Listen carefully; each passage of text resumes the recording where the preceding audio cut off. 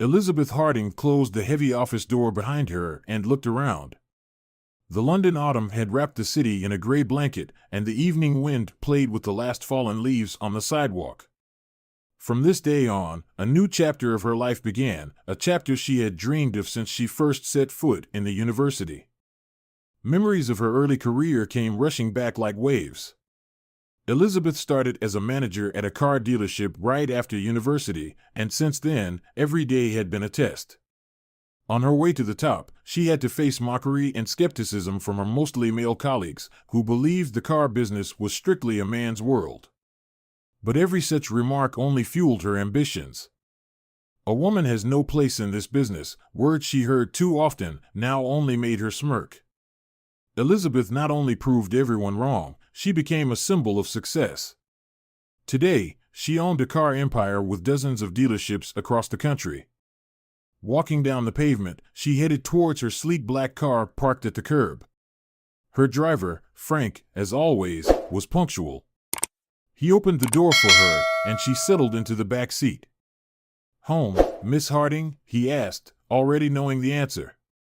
"Yes, Frank, home," she replied with a smile. Finally, she had time to think about herself, about her desires and dreams that had been sidelined by endless business meetings and negotiations. The drive home felt especially long. Elizabeth reflected on how it all began. The countless days and nights spent in the office, the nerve-wracking negotiations, the first successful deals, and the rapid ascent. With every mile they left behind, her thoughts drifted further back to those days when she was just starting out. She remembered her mother, who had always been there, supporting and believing in her. Her mother, who knew how much Elizabeth had gone through for this success. The thought made her heart ache. How many times had they faced difficulties together, and how many times had Elizabeth found solace in coming home, hugging her mother, and allowing herself to be weak, if only for a moment. As the car pulled up to her grand mansion, Elizabeth realized that despite all her achievements and success, something inside her was still searching for something that neither money nor power could provide. There was something else she needed, something she had not found in her meticulously scheduled life. Closing her eyes, she took a deep breath, preparing to face the loneliness of her enormous house, which had long ceased to be a sanctuary and had become a gilded cage. Elizabeth Harding woke up every morning at exactly 6 o'clock. Not a minute earlier, not a minute later. The melody that woke her played softly in her cozy bedroom until she touched her smartphone screen, ending the brief tranquility. Slipping her feet into slippers, she headed to the bathroom. The mirror reflected the face of a woman who knew the value of every minute of her time. Her skin was impeccably clear, a result of daily skincare routines and professional beauty products. She looked at her reflection, applying another layer of moisturizer, and suddenly paused. "Elizabeth, what do you see?" she asked herself silently. But the mirror only returned her gaze, unable to answer the question. Descending the marble steps of her mansion, she headed to the kitchen. The cook had already prepared breakfast, egg white omelet, freshly squeezed juice, and avocado toast, everything according to schedule, without the slightest deviation. Elizabeth sat at the table, staring at the clock. 7 o'clock. Breakfast time. After breakfast, she followed her morning yoga routine. Every movement was planned and studied, every breath and exhale calculated to bring maximum benefit. Elizabeth could control her body with the same precision she used to run her business. 8:30. Time to check emails. She walked into her office and began reviewing dozens of messages. Requests, reports, proposals, all demanded her attention and decisions. Elizabeth worked like a machine, missing nothing, considering each email with precision and determination. 10 o'clock. Time for the first business meeting. Today it was a phone call with a partner in Germany. They discussed the opening of a new dealership in Berlin. Elizabeth was meticulously attentive to details, every word, every figure in the business plan.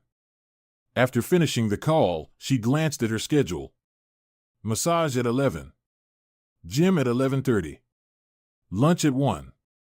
Every event was meticulously planned, leaving no room for spontaneity or surprises. But today, something felt off.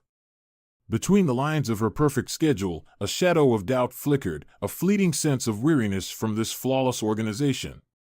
On her way to the gym, she saw a couple in love, laughing without a care for the time. They were so free and happy.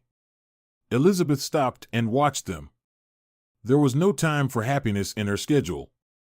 No place for spontaneous smiles or long walks in the rain. Everything was measured, everything was controlled. Returning home after all her scheduled activities, she once again faced the mirror in her bathroom. This time she asked, "What do you really want, Elizabeth?" And deep in her eyes, for a moment, an answer flashed, a truth she was afraid to admit. Tomorrow, she had a meeting with her so-called friends. The soft light of the lamps illuminated the elegant interior of the restaurant, where Alice, Liana, and Carolina were already gathered. Laughter and the clinking of glasses filled the air. Elizabeth lingered for a couple of minutes, trying to gather her strength before the meeting. She sighed, smoothed her skirt, and stepped into the room. "Finally, Elizabeth!" Alice exclaimed joyfully, raising a glass in her honor. "Sorry, I got held up at a meeting," Elizabeth replied with a smile, taking a seat at the table. "Yeah, we already started without you," Liana said, handing her the menu. The conversations at the table quickly shifted from everyday small talk to more serious topics like personal life and work. Liana complained about minor household inconveniences, and Alice shared news about the latest gift from her husband. "Can you imagine? I told her to do my nails in desert flower, and she did peach fuzz. How can someone be so irresponsible in their job?" Liana fumed. "Girls, that's nothing. Robert gave me the same diamond necklace he gave his mistress," Alice interrupted. "What a scumbag, and what did you say to that?" Carolina asked. "I threw a fit and made him take us to Paris for the weekend. Of course, I had to use some acting skills and shed a few tears, but it was worth it," Alice said with a sly smile. Listening to them, Elizabeth felt an increasing sense of alienation. All these conversations seemed so empty and meaningless to her. For a moment, she wondered what really mattered in life. She had everything: money, success, independence. But happiness seemed to be slipping further and further away with each passing day. "Elizabeth, are you going to keep working all the time, or will you ever introduce us to your boyfriend?" Carolina asked. "You know how much time my business takes. Besides, I can afford everything on my own. Why would I need some jerk like Alice's Robert, who can't keep his eyes off other women?" Elizabeth replied, rolling her eyes. Midway through dinner, her phone suddenly rang. Elizabeth excused herself and stepped into the hallway to answer. Her assistant's name flashed on the screen, clearly an urgent call. "Elizabeth, I'm sorry to bother you, but tomorrow's meeting has been moved up by 4 hours. You need to be in another city by 8 in the morning," her assistant said quietly. Elizabeth nodded, though her assistant couldn't see it. "Okay, adjust my schedule and notify all participants." "Thanks for letting me know," she replied and ended the call. As she returned to the table, Elizabeth felt a mix of relief at the need to leave early and disappointment. She bid her friends goodbye, grateful for the excuse to cut the meeting short. She spent the rest of the evening on a plane, lost in thoughts about her life, which felt increasingly foreign to her. The plane's wheels touched down softly on the runway, signaling the start of a new day and a new meeting for which Elizabeth had to prepare. But her thoughts were far away, not here among the routine flights and endless business negotiations. She sat by the window, her gaze fixed on the clouds gliding past. Next to her, an elderly man with a peaceful and contemplative expression took the seat. He carefully fastened his seatbelt, smiled at Elizabeth, and, to her surprise, started to speak. "Excuse me for bothering you, ma'am. I'm flying to see my wife for our 50th wedding anniversary. Today is a special day for us." Elizabeth smiled in response, nodding slightly. She hadn't expected a conversation, but something in his voice was so sincere that it would have been rude not to reply. "Congratulations, that's truly wonderful," she said. The man looked out the window and then turned back to her. You know, we've been through a lot together. We lost a child, faced serious illnesses. But every time, going through these trials made us stronger. Love, it's not what it seems at first glance. It's not just a feeling. It's a decision, hard work, and acceptance. Elizabeth looked at him, slightly agape. Her heart beat faster, as if these words echoed her own thoughts. You sound like someone who has learned a lot in life, she said cautiously. Oh yes, I've seen a lot. But you know what I've realized? It's not about how much money you have or how many friends you have. What matters is who you can share the hardest moments of your life with and who is there during the darkest times. The man's words deeply touched Elizabeth. She had always thought that her independence and success were the true path to happiness. But suddenly, images of lonely evenings in a huge empty house, sleepless nights when her achievements seemed so insignificant, flashed before her eyes. And you, the man asked, interrupting her thoughts. What is important to you in life? Elizabeth pondered before answering. She could have talked about her achievements, about her empire, but the words stuck in her throat. I always thought I knew the answer to that question, but now. I'm not sure, she said quietly. The man nodded, as if understanding her doubts. Sometimes we're so busy chasing something that we forget to ask ourselves if it's truly what we want. Maybe we should stop and listen to ourselves sometimes. The plane began its descent, preparing for landing. Elizabeth looked at her unexpected companion and realized that this unplanned conversation had opened her eyes to many things in her life. She felt something inside her beginning to change. Elizabeth Harding followed the restaurant manager through the softly lit dining room. The carpet rustled quietly underfoot, and a gentle melody filled the air, creating an atmosphere of calm and luxury.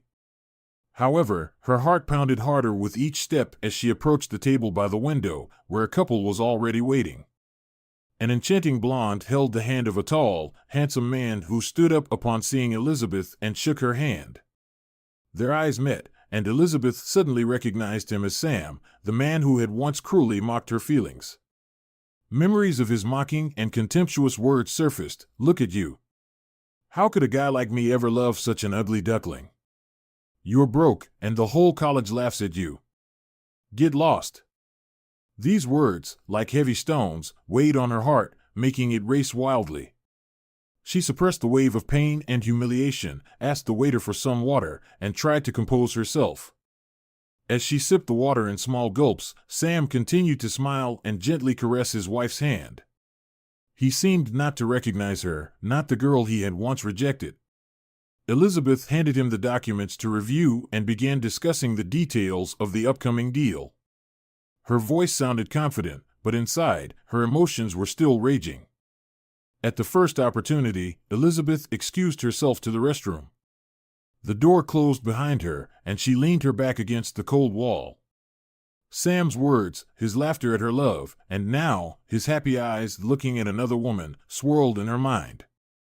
It was more than she could bear. She struggled to keep from screaming, from seeking revenge, to show him that she was no longer the ugly duckling but had turned into a swan, a successful woman unworthy of him. She took a deep breath, straightened up, and left the restroom. A resolution had formed in her mind, a decision that could change everything. Elizabeth returned to the table, gathered the documents, and left the restaurant without a word. Sam and his wife watched her leave, confused. Outside, it was raining. She hailed a taxi and cried the entire way to the hotel, hiding her face from the driver, who seemed to understand her pain without asking questions. Stopping near a bar, she got out of the car. Her clothes were soaked from the heavy rain, but Elizabeth didn't notice. She took off her shoes, threw them off the bridge into the river, and continued to walk barefoot through the puddles. Each step in the cold water cooled her fervor but couldn't silence her soul's cry. At that moment, she realized that no matter how successful she was in life, without true love, her heart would always be empty. Returning to the hotel, Elizabeth Harding felt liberated from some invisible shackles. The sound of rain outside the hotel window mingled with the hum of her own thoughts. She discarded her clothes and tiredly lay down on the bed, staring at the ceiling. In her life, Elizabeth had achieved everything one could desire: success, respect, independence. She had built an empire from scratch, overcoming all stereotypes and prejudices. Yet, inside, she felt a vast emptiness. Meeting Sam only intensified this feeling, as his words and gaze at a happy life with another woman were like a mirror reflecting all her inner loneliness. Elizabeth picked up her phone and dialed the number of her assistant, Leah. Leah's voice was calm and businesslike as always, but this time Elizabeth spoke with an unusual determination. "Leah, I'm handing over all current affairs to you. Please ensure everything gets done in my absence. And don't involve me with Sam anymore." Her voice trembled, but she quickly regained control. "I'm leaving for a while. I don't know for how long." "Of course, Elizabeth." "Are you okay?" Leah asked worriedly. "Yes, I just need some time to think." Elizabeth ended the call, feeling the weight on her heart lessen with each word. The next morning, Elizabeth went to the nearest store and bought simple, unremarkable clothes, trying to attract as little attention as possible. She packed a suitcase with basic outfits and essential items, a stark contrast to her usual wardrobe full of designer clothes. With this modest luggage, Elizabeth set off for a remote village where, she believed, no one would recognize her. She wanted to start anew, in a place where no one would associate her with the Iron Lady of London. Elizabeth yearned to find a quiet refuge where she could find herself and perhaps meet someone who would love her not for her status and money but for her true self. Elizabeth Harding left behind the bright lights of the big city and its endless demands. As the car drove further away from the familiar world, she felt the tension slowly melt away, like a heavy cloak being removed after a long journey. Upon arriving in the village, which seemed untouched by time, Elizabeth immediately felt the stark contrast between her former life and this place. There was no rush, no noise of cars, only the gentle rustling of leaves and the distant singing of birds. The air was filled with the scent of freshly cut grass and wood smoke. She stopped in front of a small house on the edge of the village. The house was made of wood, weathered by time, with windows overlooking expansive fields and dense forests. The nearby stable had long been unused, and it smelled of hay and old wood. An old stableman, seeing the newcomer, warmly welcomed Elizabeth and escorted her to the house. He explained that the house had belonged to his late brother and had been empty for a long time. "No one's lived here for ages. You can stay as long as you need," he said, handing her the keys. "Let me know if you need anything." Elizabeth thanked him and entered the house. Cobwebs in the corners and a layer of dust on the furniture indicated that no one had indeed lived there for a while. She ran her hand over the table, leaving a clean trail amidst the dust. Everything around her reminded her of the simplicity and humility of life she hadn't experienced in so long. The first thing Elizabeth did was start cleaning. She opened the windows to let in fresh air and began tidying up the house. This was nothing like her previous life. There were no maids to do all the work for her, no luxurious conveniences, and no gourmet dinners. Instead, she had to take care of every detail of her new home herself. After several hours of cleaning, she was tired but felt surprisingly fulfilled. Elizabeth found some old clothes in the barn that fit her, washed them, and hung them out to dry. All the while, she tried not to think about the past, her business, or Sam. This time, she was occupied with entirely different things, caring for herself and finding inner peace. Elizabeth Harding, exhausted after a day filled with new experiences and physical labor, went to sleep in her new home. She felt content because, despite all the challenges, she had made a choice that allowed her to find freedom. But her peaceful sleep was interrupted by an unexpected rainstorm, with water leaking through the roof right onto her face. She woke up immediately and, gathering her strength, moved the old couch to shelter from the water. She found some old pots, a basin, and a couple of jars to catch the dripping water.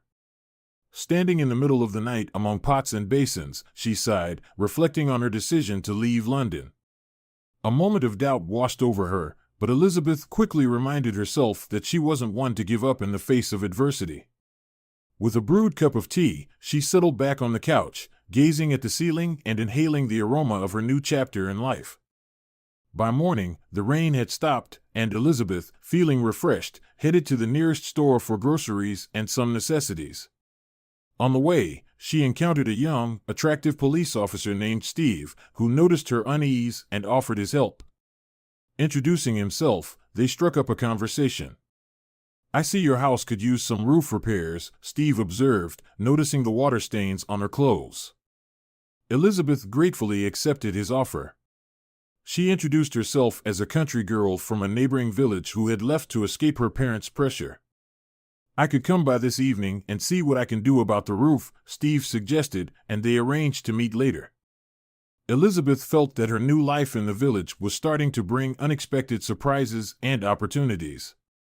Returning home with her bags, she felt a slight thrill at the thought of meeting Steve. It was more than just a roof repair, it was a chance for new acquaintances and possibly new relationships that could help her better understand who she really was and what she truly wanted from life. Elizabeth Harding felt extraordinarily inspired after Steve's evening visit to help with the roof repairs.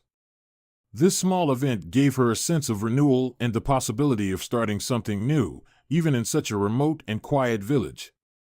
She stopped by the local store, where she bought strawberry jam and waffles for a cozy tea time.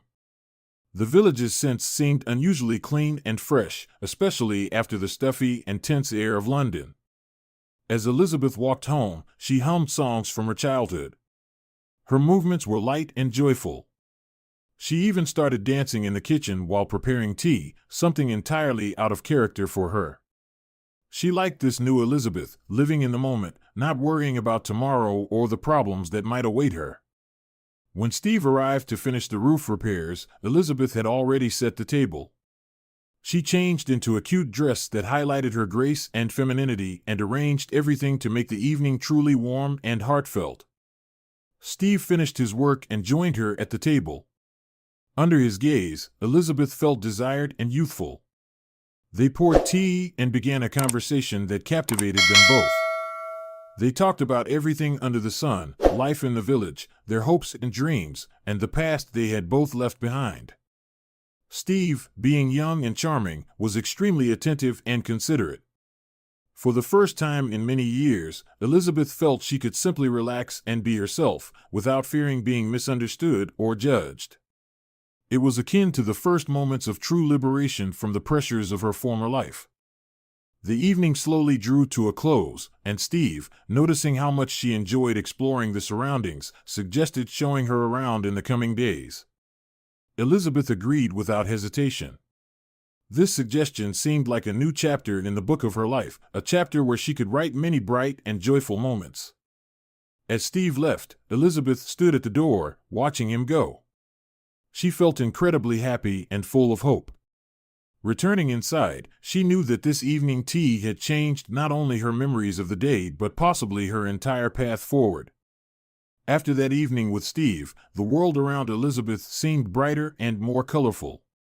She woke up early, with the first rays of sunlight streaming through the curtains of her modest bedroom window. The new day brought a sense of renewal and boundless possibilities. Elizabeth felt a surge of energy and inspiration that she hadn't experienced in many years. She began the morning with a workout outdoors, relishing every breath of the cool morning air. The air in the village was so fresh and clean that each breath felt healing.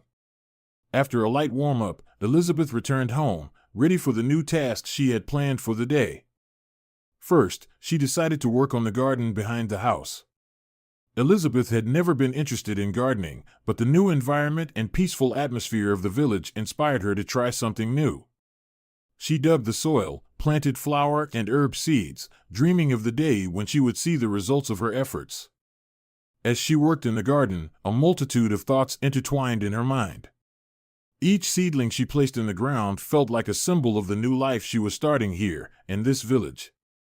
It was akin to meditation. With each movement, with each action, she felt herself letting go of the past and opening up to new horizons.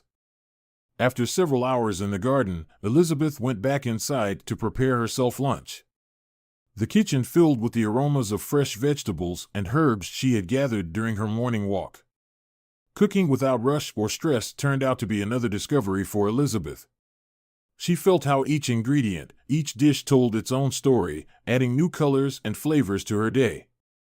By evening, when Steve was supposed to come and show her around the area, Elizabeth was full of anticipation.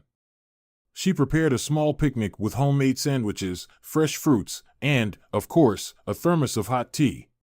When Steve arrived, they set off together to explore the forests and fields surrounding the village. The walk was wonderful. Steve showed her hidden paths and shared stories about every corner of these places. Elizabeth absorbed every word, every glimpse of nature, feeling how inspiration and hope filled her heart. "Here's where I first rode a motorcycle and ended up in the hospital," Steve said, pointing to a path across the field. "Was something serious?" Elizabeth asked. "Nah, just a few scratches and a broken arm. My mom was just overly concerned and made sure I stayed in the hospital for a week," he smiled, looking into Elizabeth's eyes. That evening passed in laughter, long conversations, and sharing dreams about the future. As the sun set, painting the sky in soft shades of pink and gold, Elizabeth realized that this new path was the best decision she could have made. The beautiful days spent in the village seemed endlessly long and happy for Elizabeth. The air was filled with the scent of fresh greenery, and the days were filled with leisurely walks and evening gatherings with ice cream in the company of Steve. The new version of Elizabeth she discovered in herself was full of ease and charm, traits she had never allowed herself to display in her previous life in London. This version of her was free from the constraints of the Iron Lady who always controlled her every move. Steve, with his easygoing nature and sincere interest in the world, quickly fell in love with Elizabeth. His admiration only grew with each day spent together, whether exploring forest trails or simply sitting and talking about everything under the sun. Their time together was simple and joyful, as if they had become children again, where every day was an adventure. However, unexpectedly, everything changed. Steve started behaving strangely. Previously, he was always eager to spend time with Elizabeth, but in recent days, he seemed to be less and less present in her life.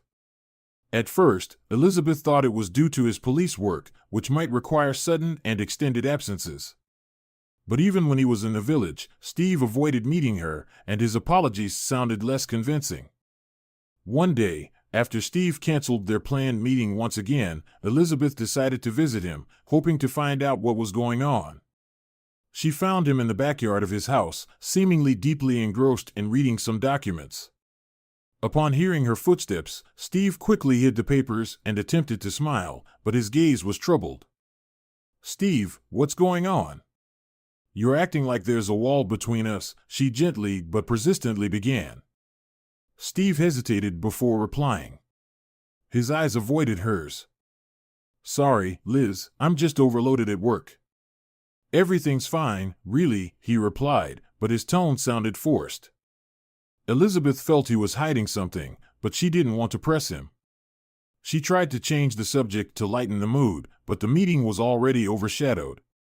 Left alone, she couldn't shake the feeling that Steve was hiding something, and it seemed to be about her personally. As she returned home, she tried to recall if anything had happened that could explain his strange behavior. Elizabeth went over the last few days and weeks in her mind, but nothing came to her. Anxiety filled her heart, and she began to fear losing Steve, the person who had become so close to her in this new life. Meanwhile, alone again, Steve retrieved the papers that someone anonymously dropped into his mailbox. There were documents detailing how Elizabeth had given up her child many years ago.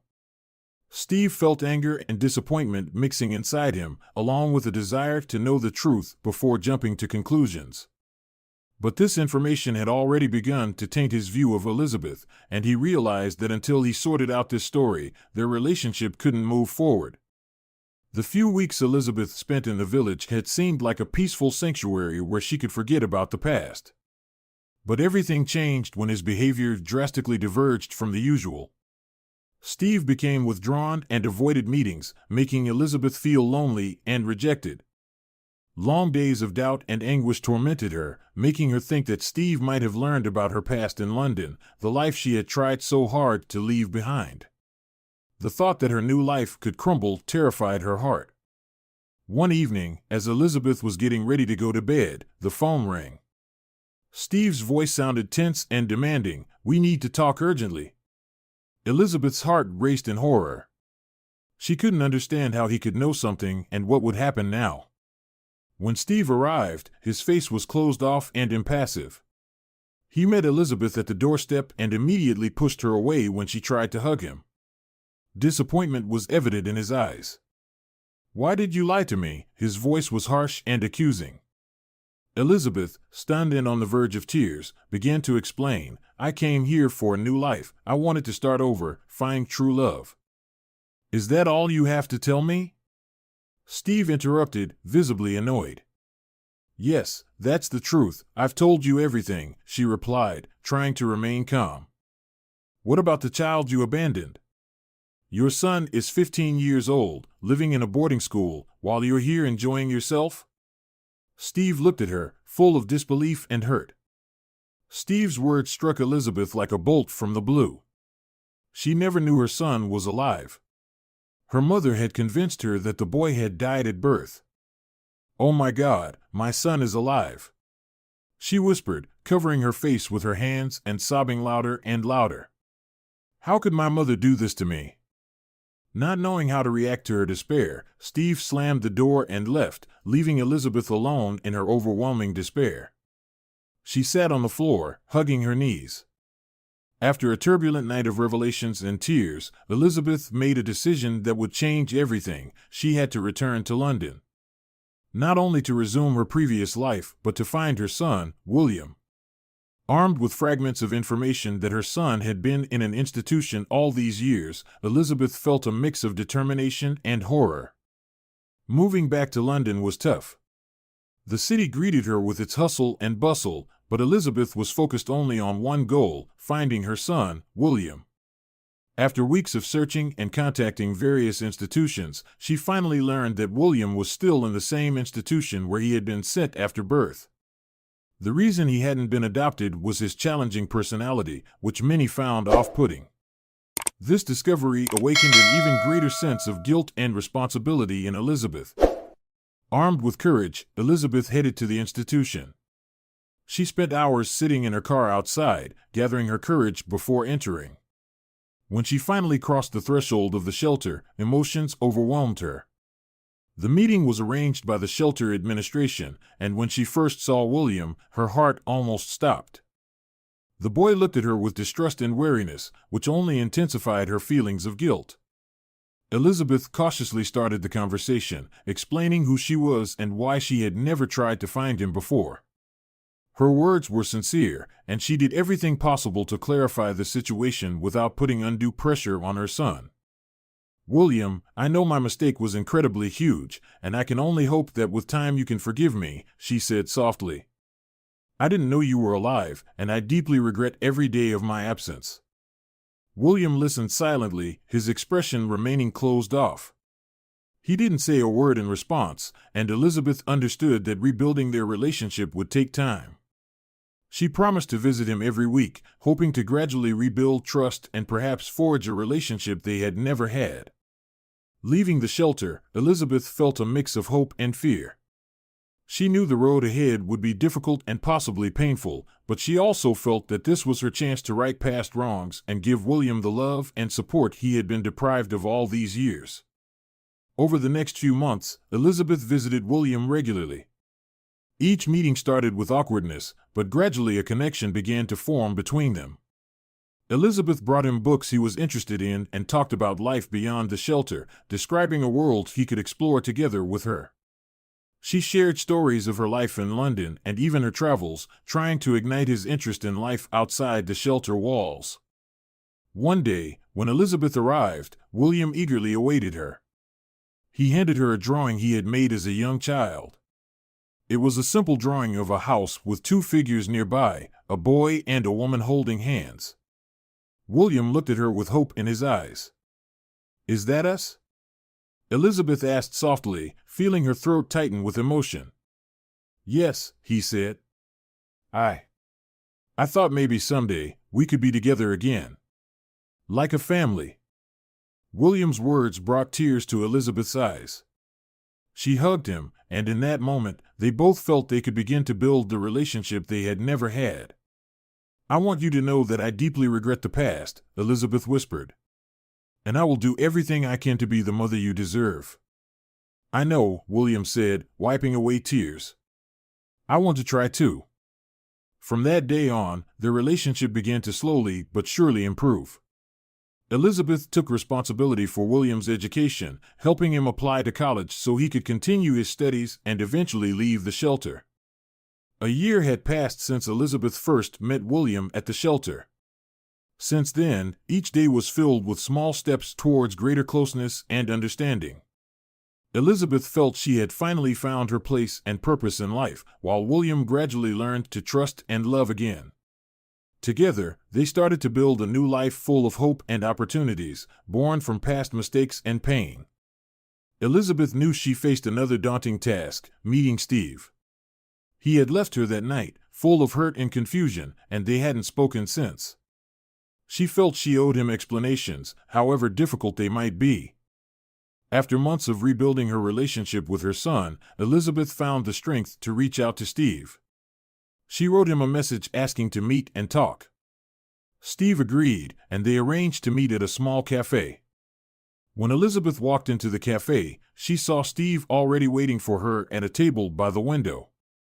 His gaze was tense, but there was also a hint of hope in it. Elizabeth sat down opposite him, her heart pounding in anticipation of their conversation. "Steve, thank you for agreeing to meet," she began, trying to speak calmly. "I thought we should discuss this," Steve replied, his voice restrained. Elizabeth nodded. She knew the next few minutes would be crucial for their future, whatever it might hold.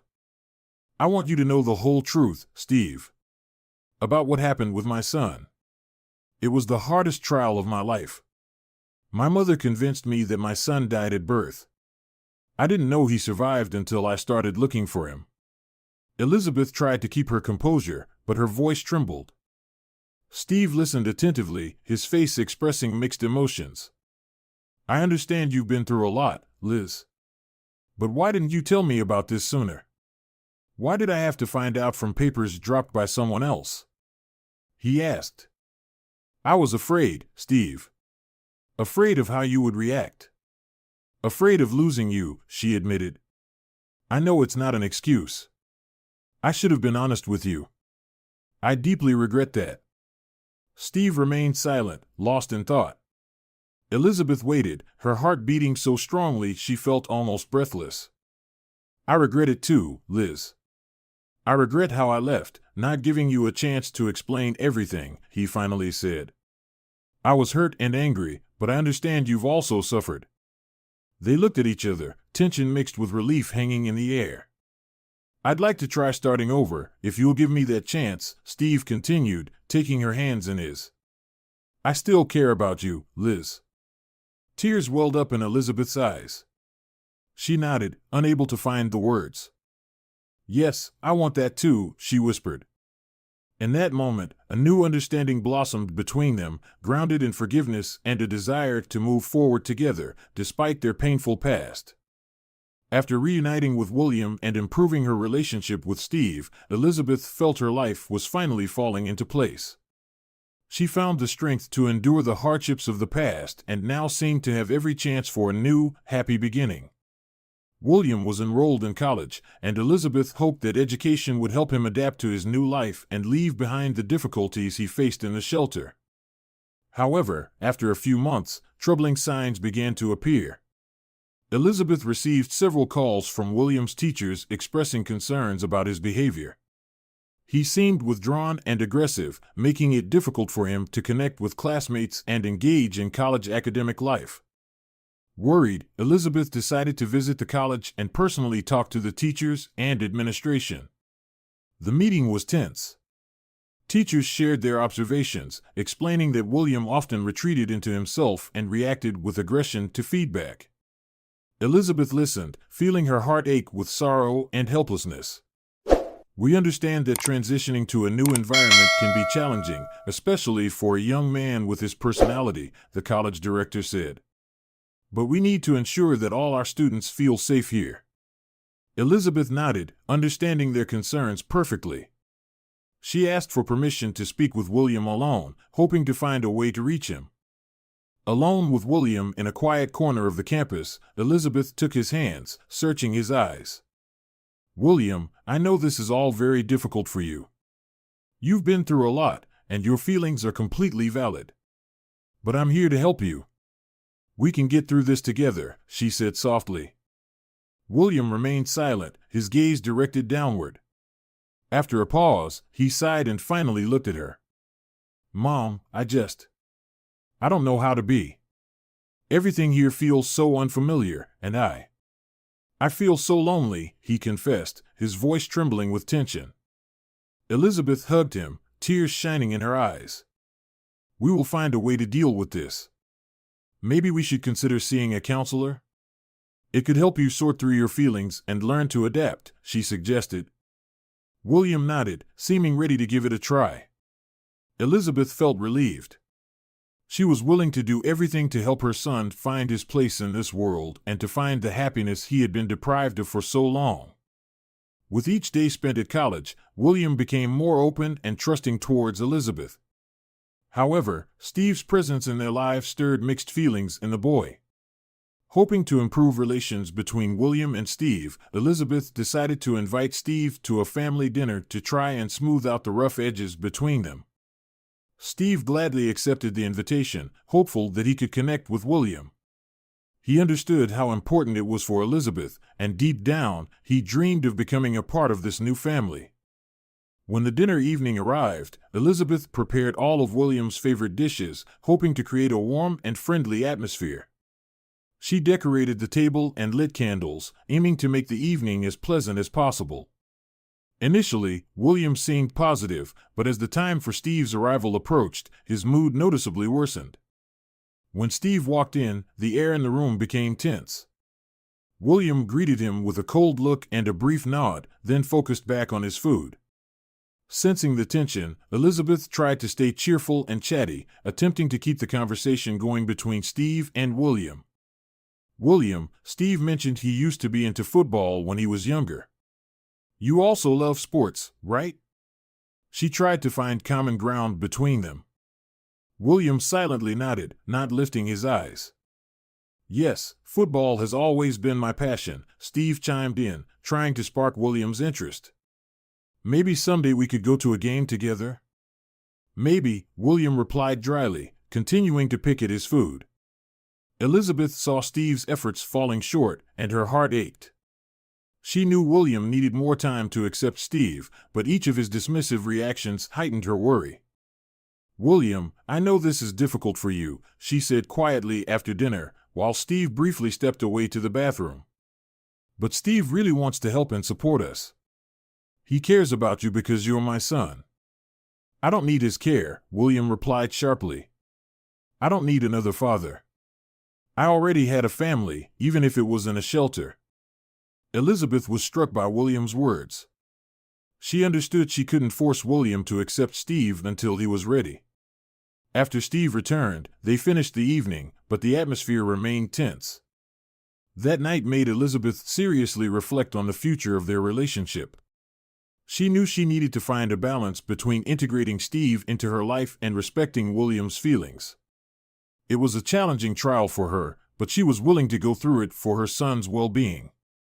One evening, returning home after a long workday, Elizabeth felt particularly exhausted and distracted. She was thinking about her conversation with William, who still refused to accept Steve and categorically rejected any attempts he made to help. The city traffic was hectic, and the roads were slippery after a recent rain. Suddenly, as Elizabeth crossed an intersection, another car unexpectedly ran a red light. She barely managed to brake in time, but it was already too late. The impact was instantaneous and strong. Elizabeth's car spun, and she felt sharp pain in her side and head. Then everything plunged into darkness. When Elizabeth came to, she found herself in a hospital. She lay in a room with white walls, and doctors stood beside her bed. Her head felt heavy, and she felt pain all over her body. "Are you okay? "Are you feeling better?" asked the doctor, noticing she had regained consciousness. What happened?" Elizabeth asked weakly. "You were in an accident, but now you're going to be okay. You have several fractures and a concussion, but you're safe," reassured the doctor. There was a quiet knock on the door of the room, and Elizabeth saw Steve slowly enter. His face showed deep concern. "Elizabeth, how are you?" His voice was full of worry. "Steve." Elizabeth tried to smile, but her face contorted with pain. Steve came over and took her hand. "I came as soon as I heard. I've been so worried about you." Elizabeth looked at him, gratitude in her eyes. "Thank you for being here." "I'll always be here, Elizabeth." "No matter what," Steve said firmly. At that moment, Elizabeth understood how deeply he loved her, despite all their disagreements. Elizabeth spent several weeks in the hospital, each day filled with pain and fear. Severe fractures and a concussion made her daily recovery efforts agonizing. But amidst the hardships of the hospital room, with its monotonous white walls and the unsettling smell of disinfectant, Steve's support became a ray of light for her. Steve was by her side every day, pushing aside his own worries and fears. He brought flowers, talked about the small joys of the world outside the hospital walls, and sometimes simply sat quietly, holding her hand. Elizabeth felt that every glance and every touch from him became a source of strength and hope. Despite everything that separated them, Steve was there, and that meant everything to her. Elizabeth was slowly recovering. Each morning began with a doctor's visit and rehabilitation procedures that were an integral part of her recovery. But most of all, she was supported by her loved ones, Steve and William. Their constant presence and care became a true source of strength for her. Steve rarely left her bedside. His concern and attention touched Elizabeth deeply. He took care of her as best as he could, arranging meetings with doctors, ensuring all prescriptions were followed, and simply being there when she needed moral support. However, the relationship between Steve and William remained tense. William often left the room when Steve arrived and tried to avoid interaction with him. Elizabeth understood that her son needed time, but she also knew that she needed both men's support for a full recovery. Therefore, she decided to talk to William alone. One evening, when Steve went out for coffee, Elizabeth invited William to sit next to her. "William, we need to talk," she began, looking at her son with gentleness and love. "I know it's hard for you to accept Steve, but he really wants to be part of our lives. I see how hard he's trying, and I think you see it too." William didn't respond immediately. He looked tense and thoughtful. "I just can't forget what it's like to be abandoned," he finally said, his voice trembling with restrained emotions. "And I don't want to attach myself to someone again who might leave." Elizabeth took his hand and squeezed it. "I understand you, William. But Steve is not the kind of person who will abandon us. He's already shown that he's willing to go through a lot for us. Give him a chance. Talk to him, get to know him better. I believe you can find common ground." The next day, overcoming his fears and doubts, William decided to talk to Steve. They met in the hospital garden, where there was quiet and peace. Steve, upon seeing William, initially looked surprised, but quickly replaced it with a friendly smile. "Hey, William. I'm glad you wanted to talk," Steve began, trying to show his openness. William took a deep breath and began speaking. "Steve, I want to apologize for my behavior. I was afraid to trust someone again. But I see how much you care about my mom, and that's important to me." Steve nodded, his face expressing understanding. "I understand you, William. I'm not perfect either, and I have my own fears. But I really want us to be a family. Your mom means a lot to me, and so do you." This conversation marked the first step towards reconciliation. They talked for a long time, sharing their anxieties and hopes for the future. William began to understand that Steve truly wanted to be a part of their lives and was willing to work on it. With each passing day, their relationship grew warmer. Steve helped William with his studies, shared his knowledge and experience, and William, in turn, began to trust him and see him not as a rival, but as a friend and ally. Watching their bond strengthen, Elizabeth felt her heart fill with joy and relief. Thus, Elizabeth's recovery became not only a physical process, but also an emotional healing for the whole family. The reunion and reconciliation between Steve and William gave her new hope and faith that they could build a happy future together.